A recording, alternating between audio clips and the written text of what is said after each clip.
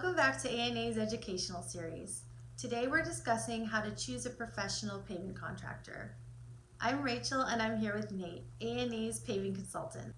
Nate, what would you say to a customer if a Crackfill and Sealcoat proposal comes back with a difference in pricing?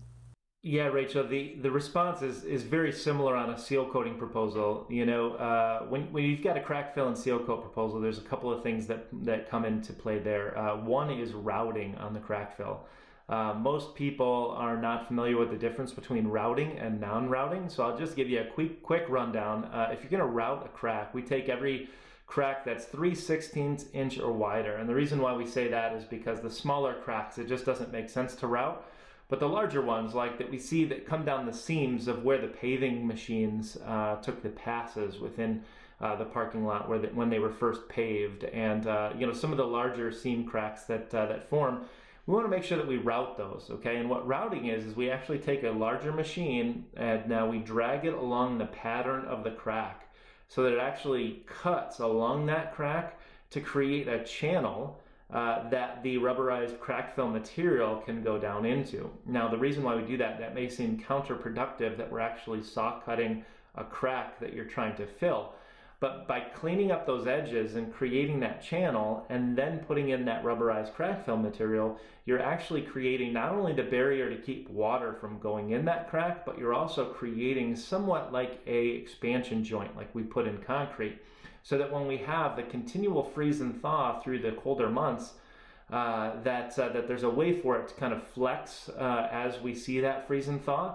And what happens is that it prevents it then from spidering out, from alligatoring from that main crack, which then will also lead to or prevent potholes which form in those areas. Okay, so routing those cracks is actually going to do the preventative maintenance that you truly want on that parking lot. Now, when you don't route the crack, what happens is you try and inject that rubberized material into the crack, but it only goes so far. What we do prior is we blow it out.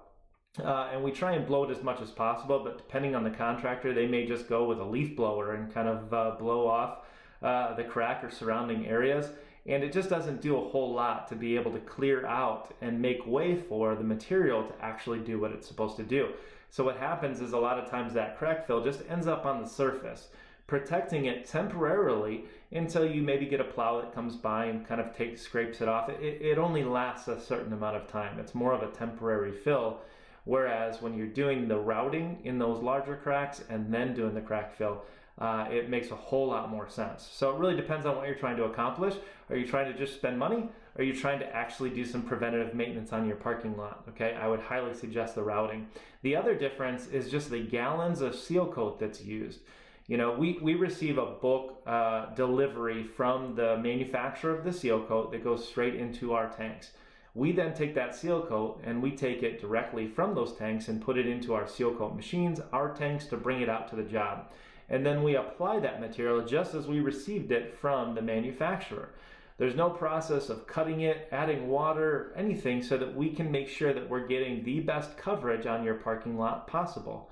Now, when you're talking about a heavy duty coat, light coat, you want to make sure that you really get good coverage there. It really comes down to the amount of gallons that you're going to receive on the parking lot. Now, we gave you in a prior video the detail on exactly the differences in tonnage. Well, there's the same differences that happen in the amount of gallons that you're going to put in on the lot. Obviously, a parking lot that's never been seal coated before, it's more porous, right? Asphalt is a porous material. Water goes through it. So we want to make sure that we account for the fact that if it's never been seal coated before, it's going to use more seal coat than it would if it's been seal coated in the past, and we're doing a refresher to make sure that that parking lot is protected. Okay, so just in the same way that you can ask a great contractor, a good contractor, how many how many tons that they're going to use on your parking lot, ask them how many gallons that they're going to be using on your parking lot. And a great contractor will be able to provide you afterwards with exactly how many gallons that they used on that parking lot as well. So the differences in scope, again, those aren't detailed out on the typical proposal. But when you ask the contractors to provide that information, you know that truly you're getting an apples for apples competitive bid.